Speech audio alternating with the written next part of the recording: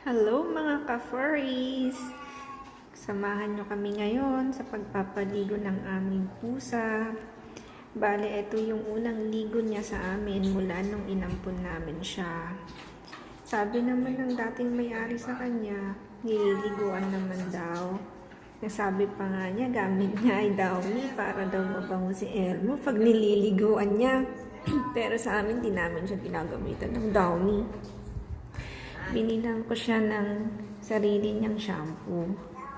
So, ayan. First time niyang maliguan, kaya ang ingay-ingay niya. Pipiglas-piglas pa nga siya dyan. Siguro giniginaw siya. Pero hindi pa naman siya nangangalmot. Nagpipiglas-piglas nga lang.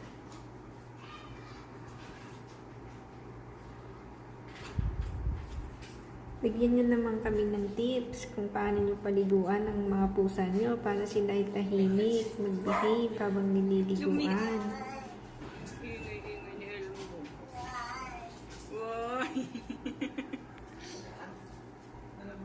Paunti-unti nga lang ang pagbuhos kasi pag binuhusan siya gamit ang tabo, mangangalmot talaga siya. Kaya ganyan, kamay-kamay lang, paunti-unti. Nga pala, yung tubig niya ni Elmo, lukewarm water yan. So, pinag-init ko pa siya ng tubig para hindi siya malamig.